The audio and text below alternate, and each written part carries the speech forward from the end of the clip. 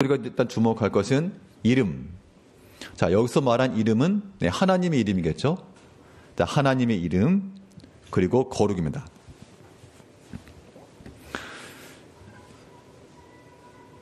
자, 이름이라고 말할 때 그 이름이라고 하는 것은 단순히 누군가를 부르는 호칭을 의미하지는 않습니다.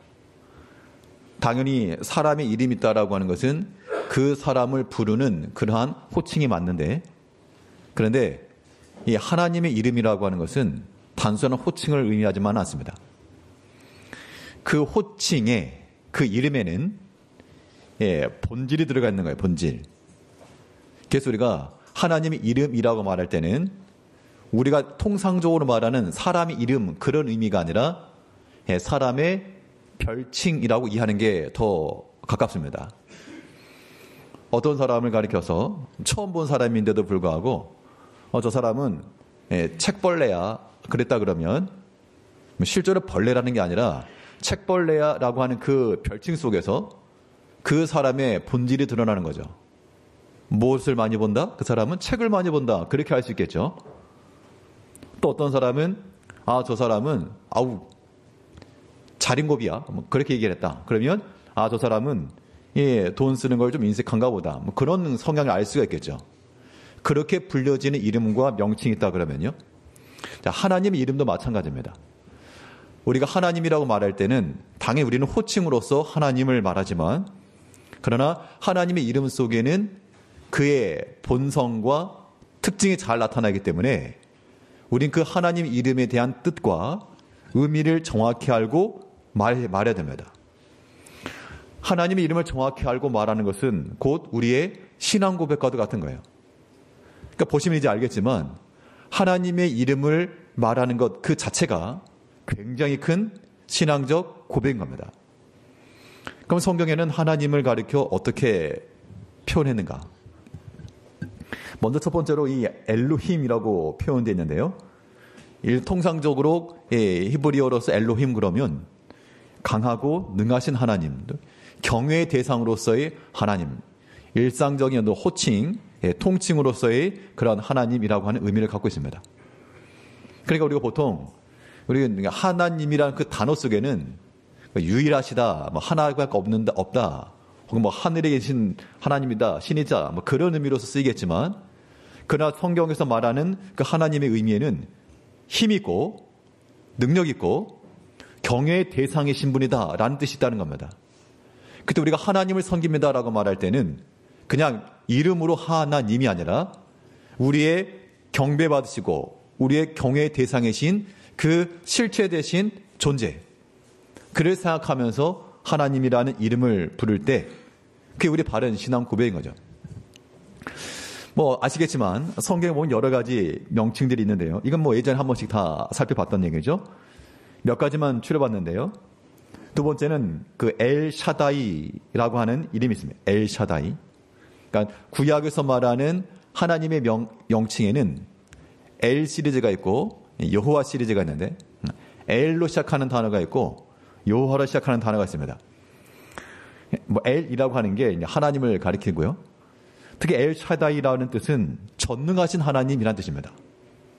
그러니까 우리가 하나님을 말할 때 하나님이 어떤 분이시냐, 도대체 하나님은 누구시냐 라고 하는 것에 대한 궁금증을 갖는다면 우리는 하나님의 이름을 소개해주면 되는 겁니다. 하나님은 이런 분이시다. 예를 들어 교회 처음 나온 사람에게 이 사람은 책벌레야. 그러면 책 좋아하는 사람 아는 것처럼 창세기 17장 1절에 보니까요. 아브라함이 99세 때 여호와께서 아브라함에게 나타나서 그에게 이르시되 나는 전능한 하나님이라. 너는 내 앞에서 행하여 완전하라. 자, 아브라함에게 나타나셨던 하나님은 엘샤다이 하나님, 전능하신 하나님께서 그에게 나타나서 나는 전능한 하나님이라. 자, 이 말을 한 것은 무엇인가 하면 이 아브라함과 사라가 이미 육체적으로는 아이를 낳을 수 없는 그런 상태였죠. 특히 사라의 경우는 생리적 기능이 끝났기 때문에 아이를 낳을 수가 없습니다. 이것은 마치 죽은 자와도 같은 상태인데 그 죽은 자와 같은 상태에서 아이가 태어났다. 이건 없는 것을 있는 것처럼 부르시는, 죽은 자를 살리시는 하나님의 능력이 있다는 겁니다. 그렇기 때문에 당신은 어떤 하나님을 섬깁니까? 라고 말할 때 나는 전능하신 하나님을 섬깁니다. 그러면 그 굉장히 큰 신앙 고백이거든요. 우리도 마찬가지로 아브라함과 같이 모든 것이 다 막히고 불가하고 참 말이 안 되는 그런 상황일 때 그때 하나님께서 나는 전능한 하나님이라. 내 앞에서 행하여 완전하라. 그러니까 전능하신 하나님 앞에서 완전한다는 건 무엇이겠습니까? 전능하신 하나님 앞에서 완전하다는 것은 가서 할 수 있는 게 아무것도 없죠. 하나님이 능하니까 내가 할 수 있는 것은 오직 그 능하신 하나님의 약속의 말씀을 받는 것 외에는 다른 할 길이 없다는 겁니다. 내가 도와줄 게 없는 거예요. 완벽하니까. 이제 우리의 섬기는 하나님은 어떤 하나님? 능하신. 우리의 신앙 고백은 무엇입니까? 사도신경 첫 부분에 나는 어떤 하나님을 믿는다? 전능하신 하나님을 믿습니다. 이거잖아요. 우리가 날마다 고백하는 신앙 고백에 엘샤다이 하나님이 지금 포함되어 있는 겁니다. 명칭은 우리가 그렇게 부르지 않지만 하나님이라고 하는 그 명칭 속에 하나님은 어떤 하나님이시라고요? 하나님 별로 전능한 것 같지가 않아요. 답변. 네, 그러니까 우리가 실제상으로 사실 저도 마찬가지죠. 우리 살다 보면 우리가 하나님 믿긴 믿죠. 능하신 하나님 믿음에도 불구하고 정말 전능하신 하나님에 대한 그런 확고한 믿음이 가끔 우리에게 왔다 갔다 하는 겁니다. 그 하나님에 대한 확신이 우리 가운데 있게 되면 참 이런 낭망의 순간에서라도요. 우리는 하나님으로 인하여 여전한 소망과 하나님을 향한 기대감을 가지고 있는 겁니다. 참 그래서 감사한 것 같아요. 하나님은 능하신 하나님이라. 우리의 모든 가능성이 되신 하나님, 그 하나님을 우리가 믿고 섬겨 나가야 되겠습니다. 성경에 나오는 또 하나님의 명칭으로 여호와라고 표현되어 있는데요. 근데 여호와라고 하는 이 말은 실질상으로는 야훼라고 표현하는 것이 더 정확한 발음이다라고도 말하는데 히브리 사람들에게 있어서 하나님을 가리키는 4개의 알파벳이 있습니다. 히브리어로요. 요헤드 바헤브라고 해라고 4개의 알파벳이 있는데 그 자음만 있어가지고 읽을 수가 없습니다. 그러니까 기역, 니은, 디귿, 리을 이렇게 써 있으면 초성만 있으면 모음이 없으니까 말을 못하는 거예요. 가나다라도 아니고 고노도로도 아니고 기역, 니은, 디귿, 리을 딱 4자만 있는 겁니다. 그 때문에 발음을 못하는 거죠. 그래서 그걸 발음하기 위해서 어떻게 했는가 하면 통상적으로 주라는 의미의 아도나이에 해당하는 모음을 갖다 붙인 겁니다. 그러니까 요헤드 바헤에 아도나이라고는 아오아이라고는 오모음을 붙이니까 그게 이제 야훼라고 불려지는 것인데요. 이건 우리가 성경상에서는 여호와라고 말하지만 어차피 우리가 한글로 하나님께서 여호와라고 불리는 건 아니지만요. 이 여호와 하나님이라고 하는 그 뜻에서 출애굽기 3장 14절을 보게 되면 하나님이 모세에게 이르시되 나는 스스로 있는 자라. 자, 나는 스스로 있는 자라라고 말하면서 자기 자신을 계시하신 겁니다. 자, 이 한마디 속에 모든 우주론이 다 들어있는 겁니다. 아무리 세상에 난다 긴다 하는 대과학자, 철학자 그 뭐가 돼도요. 이 첫 번째 문제에 대한 답을 못해요. 그 어떤 대단한 발견을 하더라도 처음에 무엇인가로 또 시작이 됐는데 그 시작점이 무엇인가에 대한 설명은 불가하다는 겁니다. 그런데 성경은 말하기를 하나님은 처음부터 완전한 자로 존재하였다. 우리 이걸 믿는다는 겁니다. 이게 엉터리 같은 소리도 아니고 무식한 소리가 아니라 이걸 믿는 게 완전한 과학이에요. 저는 그렇게 말하고 싶습니다. 그렇지 않고 그게 뭔 소리냐? 그 미신이다. 태초에 빅뱅이 있었고 이렇게 됐다. 그건 제가 볼 때 완전한 맹신입니다. 맹신. 믿는 거잖아요. 그렇게. 맨 처음에 뭐가 있는 걸 누가 봤습니까? 아무도 못 봤죠? 유명한 과학자라 그래도 그 사람들이 보지를 못했어요. 그래서 주장하는 것 뿐이지. 아무도 본 적 없고 아무리 학교에서 가르친다 그래도 본 적 없지만 믿는 거거든요. 차라리 처음부터 완전한 신이 있어서 만들었다. 그럼 존재론적 문제이지 만들어진 과정 자체는 전혀 문제될 게 없다는 겁니다. 그런 의미에서 우리는 스스로 존재하시는 하나님 처음부터 누가 만들지도 않으셨고 또 무슨 필요에 의해서 무엇인가가 필요하지도 않으셨던 완전하신 하나님이 존재하셨다. 우리는 거기서부터 출발하는 겁니다. 특별히 우리 학생들 잘 들어보세요. 자, 학교에서는 그런 거 배우잖아요. 그 진화론 같은 거 배울 건데 물론 학교에서 배우더라도 여러분들 마음속에는 그런 것들에 대한 맹신을 양편을 가져야 됩니다. 학교에서 가르치는 거니까 뭐 아니요 굳이 그렇게 싸울 건 아니지만 명확한 것은 그것은 진정한 과학이라 말할 수 없다. 거기는 굉장히 큰 믿음이 필요하다. 아무튼 그렇게만 이해를 하시면 됩니다. 우리는 하나님의 존재를 우리가 설명할 수는 없지만 설명한다 그러면 내가 하나님이게요. 하나님보다 더 높은 존재라야만이 하나님의 존재를 설명하는 겁니다. 상위 존재를 하위 존재를 설명하기 때문에 그렇죠. 그 때문에 하나님이 계신 걸 설명해봐라 못하는 겁니다. 왜 그것이 논리가 되는 거예요. 뭐 그걸 말씀드리는 건 아니지만 아무튼 구약 성경에서 하나님과 여호와라고 말했고요. 네 번째는 여호와 이레가 있죠. 여호와 이레 우리 잘 아시는 것. 여호와 이레는 어떤 뜻입니까? 하나님께서 준비하신다. 예, 창세기 22장 14절에서 아브라함이 그 땅 이름을 여호와 이레라 하였으므로 오늘까지 사람들이 이르기를 여호와의 산에서 준비되리라 하더라. 하나님께서 아브라함에게 백세의 아들을 가서 번제로 드려라. 그래서 이 아이를 데리고 올라갔습니다. 그런데 하나님께서 그를 번제로 바치려는데 하나님께서 아브라함아 이제야 내가 나 사랑한 줄 안다 하시면서 고개를 돌려보니까 수양 한 마리가 걸려 있었다. 그러니까 아브라함이 이 모든 큰 그림을 이해하고 내가 가서 번제로 드리려고 칼을 드는 순간 하나님이 아브라함아 부르시겠지? 그걸 기대하고 한 게 아니에요. 정말 하나님의 뜻이라고 생각하고 죽은 자도 살리신다는 걸 믿고 이삭을 드리려고 했는데 하나님께서 수양을 준비해 주셨다. 그러니까 만약 아브라함이 아들을 아껴가지고 백세라는 아들 내 새끼 아깝다 그 마음을 가지고 안 갔다 그러면 이러한 신앙적 체험은 불가했을 겁니다. 그런데 자기를 다 내려놓고 가서 이런 상황 가운데 경험하고 나니까 하나님은 참으로 죽은 자도 살리신 하나님이라는 걸 믿는 거죠. 그런 의미에서 우리가 이런 신앙의 환경의 자리로 우리를 몰아가는 것 굉장히 중요합니다.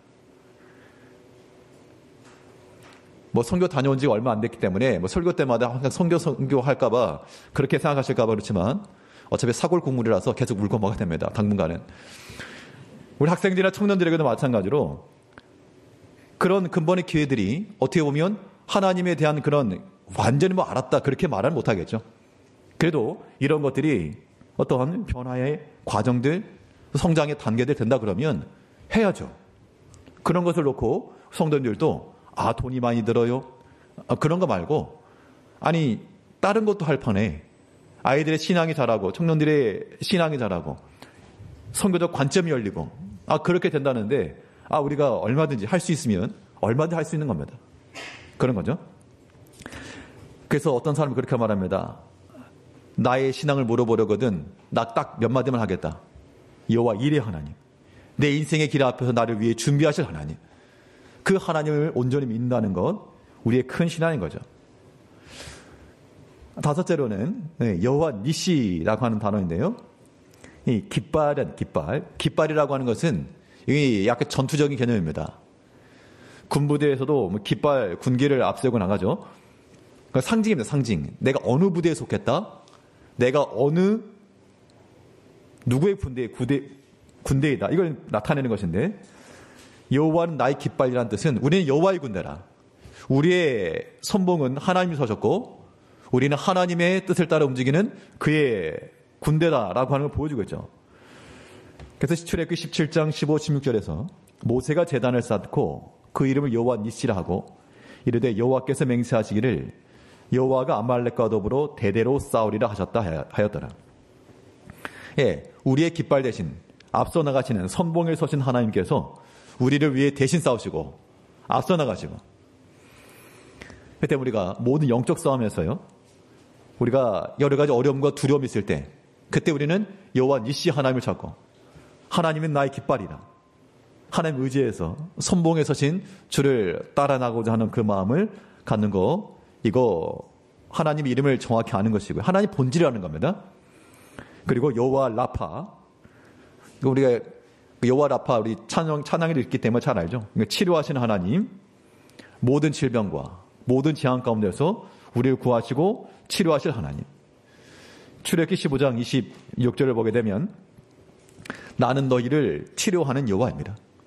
그러니까 육체의 병이 든 사람들마다, 영적인 그러한 시험에 빠진 자들마다, 무엇인가 좀 고침받고 치료받기를 원하는 자들마다 우리를 치료하시는 하나님, 하나님 나의 이 약한 것을 고쳐주시고, 혹은 육신의 질병이 아니라 영적으로, 마음으로 뭔가 벗어나고 싶은데 벗어나지 못하고 있을 경우 나를 치료하시는 하나님, 이 모든 사망의 올무에서 나를 건져주시고 나로 하여금 자유케 하시며 주를 온전히 섬길 수 있게 해달라고 그런 마음을 하나님께 간구하면 치료의 하나님께서, 명의가 되신 하나님께서 또 그들의 간구를 외면하지 않으시고 들어주실 거라는 겁니다. 우리 고치신 하나님이시죠. 그리고 또 여호와 샬롬. 여호와 샬롬이라고 하는 것은 평강의 하나님, 평강의 하나님.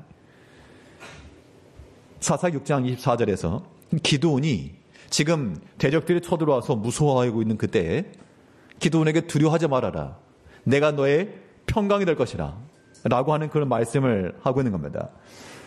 여호와께서 그에게 이르시되 너는 안심하라, 두려워하지 말라, 죽지 아니하리라 하시니라. 기드온이 말하기를 여호와를 위하여 거기서 제단을 쌓고 그것을 여호와 살롬이라 하였더라. 어떤 죽음이라고 하는 그런 굉장히 큰 두려움이죠. 그 두려움 앞에서 그는 평강의 하나님을 찾았다는 겁니다. 그 마음이 요동하지 않고, 그 마음이 흔들리지 않고 평강의 하나님 앞에서 그의 심적인 그런 위로와 안위함을 누렸다. 자, 우리 마음이 그리스도 안에서 평안하다라고 하는 것 굉장히 중요합니다. 우리가 그렇지 못하면요, 세상의 갖가지 일에 대해서 요동칩니다. 마음에 평안이 없게 되면 뭐 예배 드리는 것도 즐겁지가 않고 하나님을 섬기는 것도 마음에 차지 않고, 그건 정말 그건 뭐 치료할 수 없는 그런 상태죠. 영적으로 굉장히 다운된 상태인 겁니다. 그럴 때마다 우리가 우리를 치료하시는 여호와 라파의 하나님을 찾으시고, 평강의 하나님, 나의 평안을 주신 평강의 하나님을 찾으시고, 또 내 인생 앞에서 나를 위해 준비하시는 여호와 이레의 하나님을 찾으시고, 모든 것이 가능한 능하신 하나님 엘샤다이 하나님, 하나님의 이름을 안다는 것은 하나님이 누구신지, 또 우리가 무엇을 믿는지, 어떤 하나님을 믿는지에 대한 정확한 신앙 고백이 되기 때문에 하나님 이름에 대한 의미를 잘 이해를 해야 되겠습니다. 그러면 이 거룩이라는 뜻이 무엇일까? 하나님의 이름이 거룩히 여김을 받는다. 자, 거룩이라고 하는 것에 대한 근본적인 뜻은, 우리 이 거룩이라고 하는 단어를요, 어떤 윤리적 차원으로 이해할 것이 아니라, 거룩의 근본 뜻은 물리적 개념. 자, 물리적 개념이라고 하는 게 어떤 뜻인가 하면, 하나님은 피조물과는 다른 초월적 존재에 계신다, 그 뜻입니다.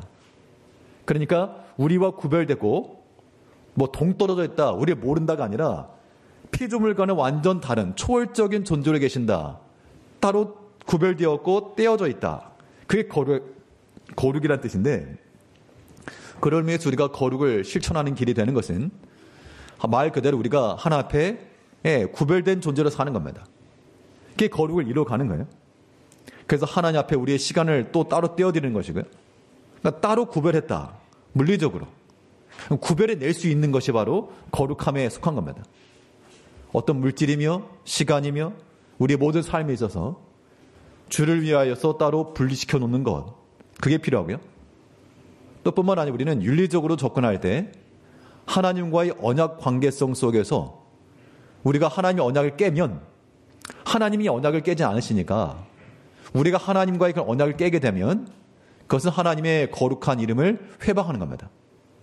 하나님 약속하시고 이루시는 하나님인데 우리가 깨버리게 되면 하나님의 약속이 그 약속대로 실현되지 못할 거기 때문에 그것이 하나님의 이름을 회방하는 것인데, 그런 의미에서 우리가 이 거룩함에 대해서 이뤄가려면 하나님의 이름을 우리가 철저히 신뢰하고 그 이름을 의지를 해야 됩니다.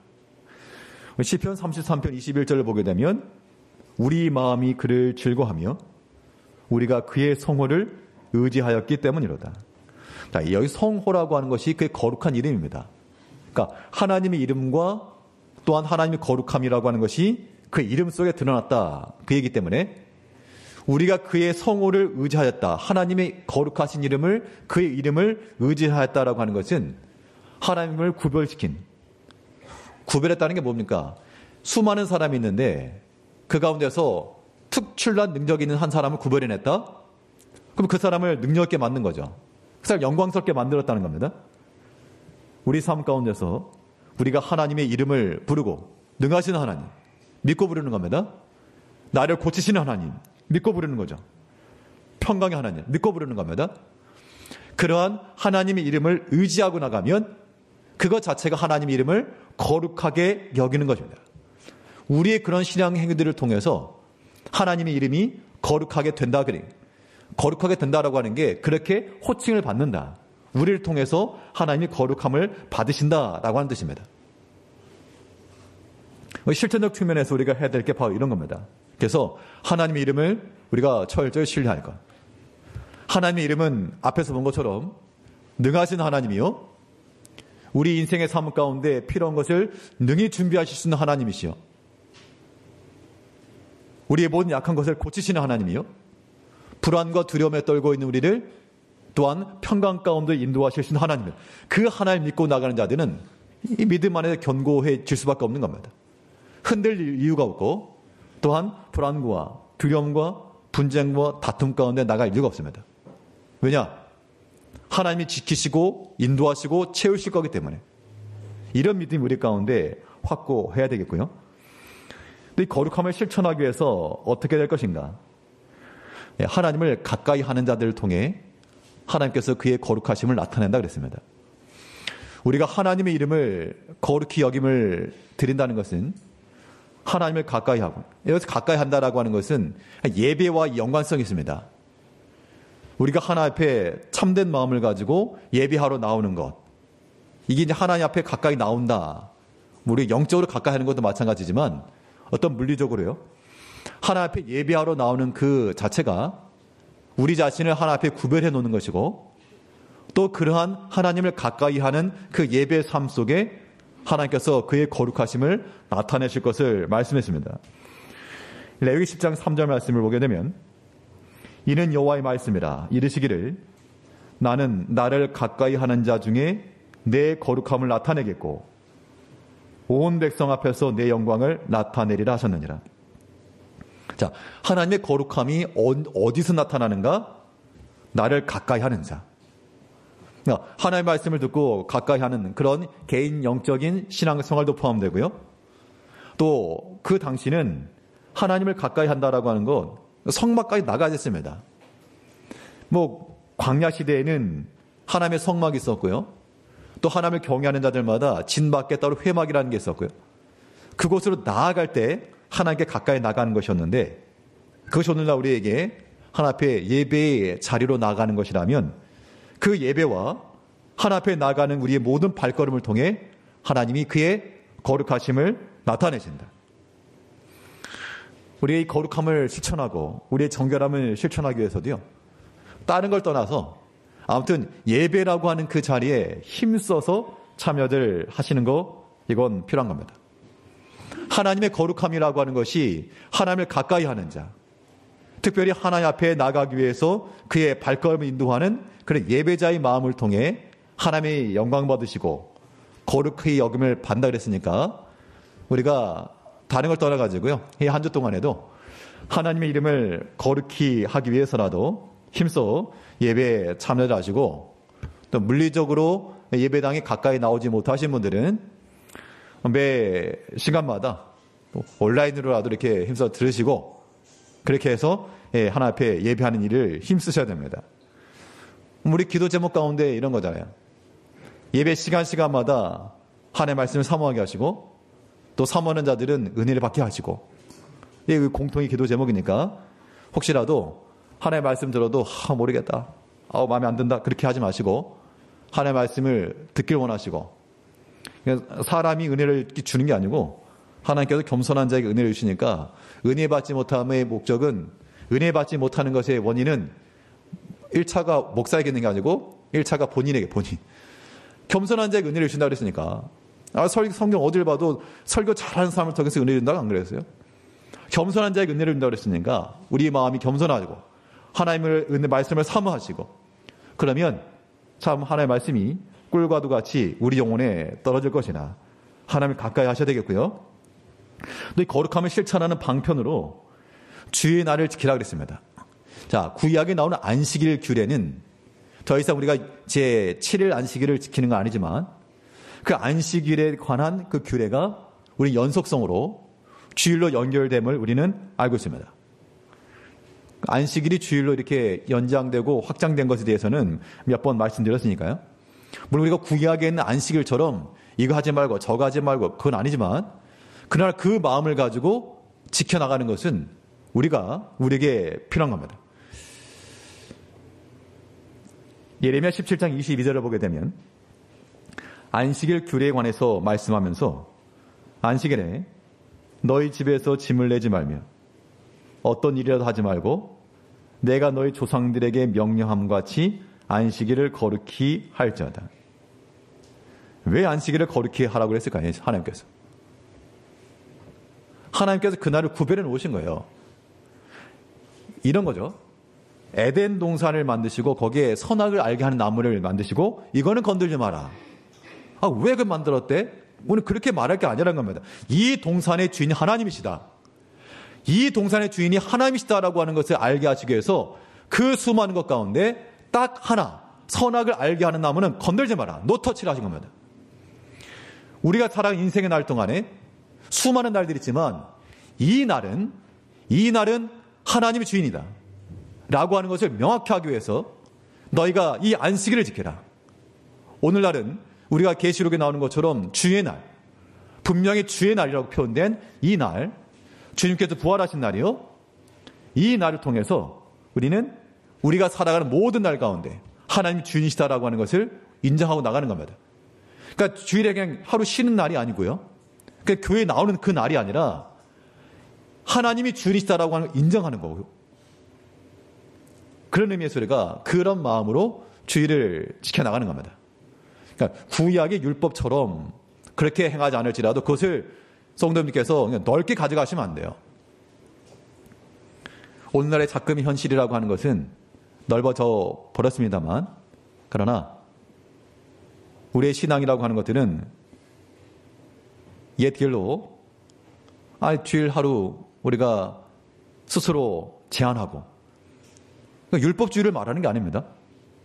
내가 참으로 이 날 주의 날이라고 하는 그 의식을 가지고 그 전날 내가 미리 준비하고 그런 마음을 갖는 것이 왜 이게 잘못된 것이냐 그런 얘기죠.